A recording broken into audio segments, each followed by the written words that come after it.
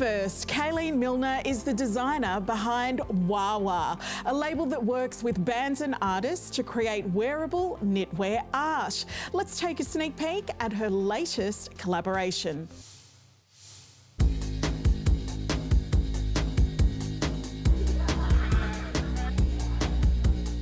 I was really into music, particularly punk music throughout high school, but also really interested in fashion and style. That all sort of fed into my interest in how you express your tastes through the way you dress.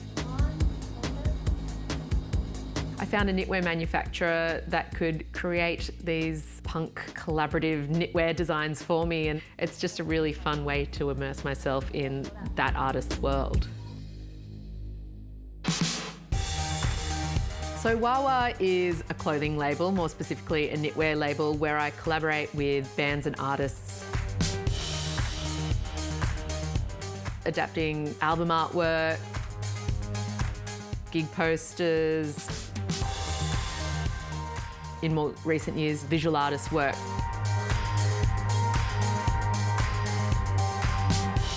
One of my most popular collaborations has been with the artist Kaylene Milner, and that's popped up in so many places. Nell wore it on Nevermind the Buzzcocks, and Tony Armstrong actually wore it on Q&A. As we were watching the episode, people tweet in, and there were so many comments about the jumper rather than what the topic was. Sitting there going, oh, here comes the Indigenous. It's almost like this little club of people who love knitwear, love art, love bands, and you know, when you pass someone on the street wearing it, you clock them. Play around with your colours and aesthetics. My latest collaboration is with an artist by the name of Nell. Yeah, it'll be much more done. She's an incredible, I guess you'd say, a multidisciplinary artist. She works in paintings, sculptures. I was instantly drawn to her because she also has such a strong love for rock and roll, and that's like throughout so much of her artwork that comes through. Your mate Ramesh. Yeah.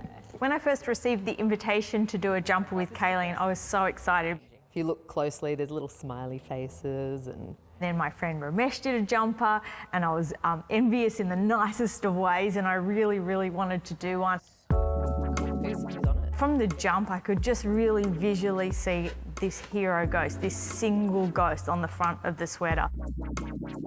My first thought was to do a ghost choir and to have ghosts, a hero ghost on the front of the jumper. Do you know why a choir came into your head? I was thinking about the ghost, like the circle on the face is like an ooh. Yeah, and they're kind of like screaming the pains of the world and then singing the joy. Ghosts have been appearing in my work for a long time now, and when I first started using them, I was thinking about my own ghosts and karma and how I could move forward in life once I was more familiar with my ghosts. But certainly they're also a love child of Pac-Man and ancient demons as well. Your artwork has so much text, and the text is always like quite edited and really powerful, so I really want to work some text into it somehow. Maybe we could use this one on the back in a very muted tone. So on the front you've got this bright, colourful ghost, and on the back this quite muted. I love the raver face. Yeah, exactly. So it's kind of like, it's Hans Holbein's Dance to Death. Yeah, on the back, so you can go to your disco and know you're going to die. Once we'd decided on what we wanted it to look like, I would draw the design pixel by pixel all by myself. But in this one instance, I actually got Nell to sit down at my computer and edit it a little bit so that the ghost faces were true to her aesthetic. That was very fun, and she left me alone to do each little pixel.